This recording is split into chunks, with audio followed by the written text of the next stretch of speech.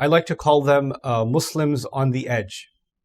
Muslims on the edge. So this is inspired by an ayah, وَمِنَ النَّاسِ مَنْ يَعْبُدُ اللَّهَ عَلَى حَرْفٍ. Right? So among people, there's somebody who worships Allah on the very edge. So these are Muslims that they may be born in a Muslim family. They may have been raised in a Muslim family, but they are very much a part of the modern world. And many of their ideas have been influenced by university, media, business, the outside world, to the point where their connection with Islam is reduced to my parents are Muslim, or we have Eid, or in Ramadan I'm not supposed to eat in front of my mother, or something. Like their relationship with Islam has been reduced to almost nothing, but they still identify themselves as Muslim.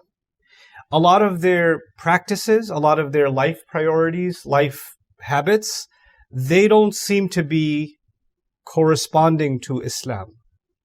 And this is similar to, there are lots of Christians in the world who identify themselves as Christian, but only in the sense that they belong to the Christian civilization. So they would call them civilizational Christians. So there's a growing population of Muslims that are civilizational Muslims. And when you speak about Islam, or their attitudes towards Islam, the answers are very similar. And the attitude is, look, religion is a personal thing. You can have your Islam, I have my Islam. In your Islam, you pray 5 times, good for you. In my Islam, I have my connection to God is in my heart. He knows what I feel.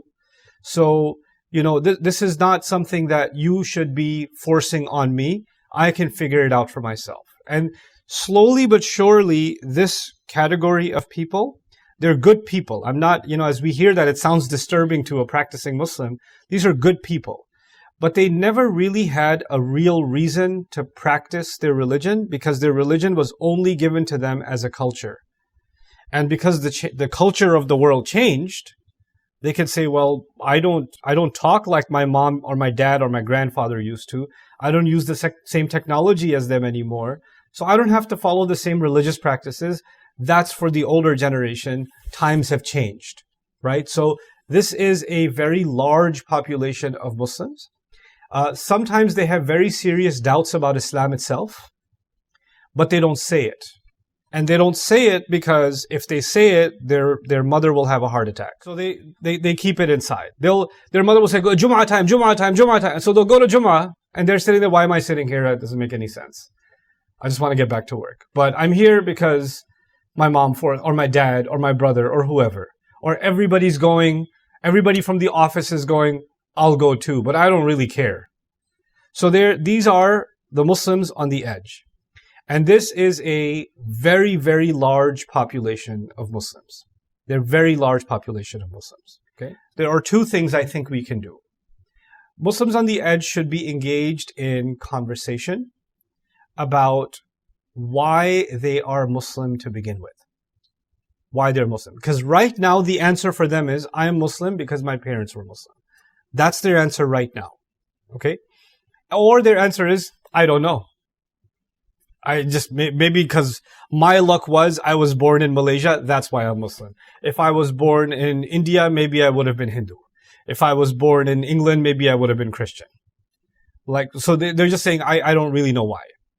For that category of people, we need to create material resources that even if they're not seeking it, because they're not trying to learn about Islam. So they're not going to come to Islam. Islam has to go to them, right? This is basically tabligh, getting the message out to them. Okay, because if you invite them to a conference, or you invite them to a program, or you invite them to a halaqah, no thank you. Not interested. That's not what I want. So we have to figure out a way of getting something to them onto their device, into their ear, onto, in some way in the media. And the subject matter should be, I think it should be revolving around the foundations of Islam. Meaning, why should we believe Islam is the right religion? Why should we believe Quran is from Allah, from God? Why do we believe this is the correct way of life? Why is this inna dina and Allah al-Islam? Why? And it needs to be presented in language that doesn't sound Islamic. This is important. Because if you sound Islamic, they change the channel in their brain. They don't want to hear Islamic language because they're not interested. So the message has to be presented, but it has to be presented in language that they can understand and relate to. So it's not the language of the halaqah, and it's not the language of the khutbah. Because that language is for Muslims who are already ready to listen. These are people that are not ready to listen. An example of this from the Quran is Surah Al-Adiyat. When Allah revealed وَالْعَادِيَاتِ ضَبْحًا فَالْمُورِيَاتِ قَدْحًا فَالْمُغِيرَاتِ صُبْحًا, Al-Adiyat, everybody knows here, you guys are more knowledgeable than I am, is about horses. This is about horses running fast. It has nothing to do with akhirah. It has nothing to do with tawheed. It has nothing to do with al-a'mal al-salihah. Nothing. There's no indhar or tabshir. There is no wa'id. There is no da'wah ila Allah. There's no tawheed. Nothing in the ayat of wal-'adiyati dhabha, fal-muriyati qadha, fal-mughirati subha, fa-atharna bihi naq'a, fa-wasatna bihi jam'a. 5 ayat that have no message in them except horses running. That's it. But you know what? For the Arabs of that time, they loved horses. So when they hear وَالْعَادِيَاتِ ضَبْحًا فَالْمُورِيَاتِ قَدْحًا, they're watching the trailer of an action movie. Whoa, what? عَادِيَاتِ ضَبْحًا. I like it. مُورِيَاتِ قَدْحًا would tell me, then what happened? فَالْمُغِيرَاتِ what? فَأَثَرْنَ بِهِ نَقْعًا فَوَسَطْنَ بِهِ جَمْعًا.